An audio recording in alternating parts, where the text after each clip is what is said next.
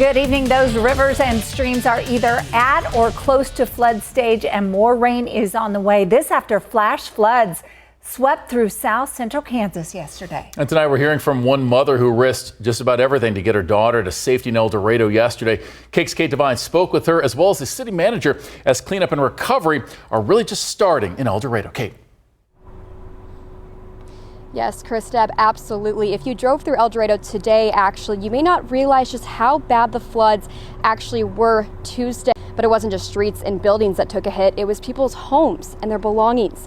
Right now, I'm standing outside the Butler County Community Center, one of the few places in the area still offering help to families who had to leave everything behind. We started walking out the door. The water's up to my knees when I get out the door. And as we're going down the road, I get pushed over by the water with my daughter in my arms. Kelsey Nichols had been staying in an El Dorado motel called The Inn Tuesday when flash floodwaters rushed in, forcing her to act fast to save her 16-month-old daughter. I was scared that she was going to get taken because of the water, how strong it was. Nichols remembers being jolted awake by missed calls from her husband, who had to work. After we had fallen asleep, and I had multiple missed calls, and when I had called him back that we needed to pack an emergency bag because there was going to be flooding. She barely had time to pack before the floodwaters poured in.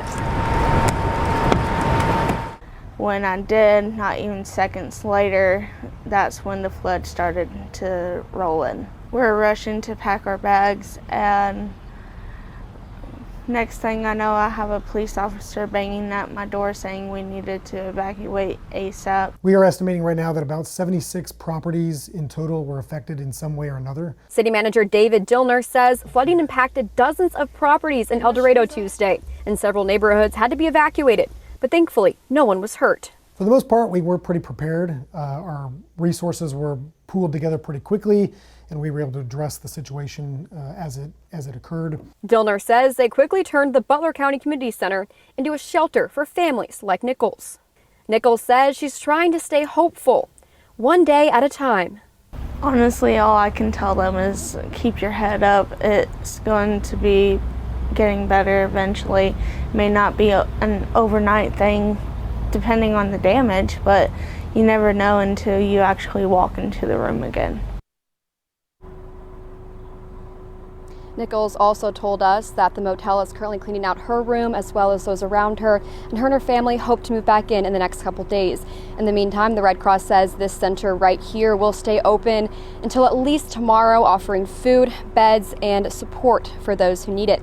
But if you can't make it out here and you need help, you can also call 1-800-RED-CROSS for assistance. Live in El Dorado, Kate Devine, KAKE News on your side.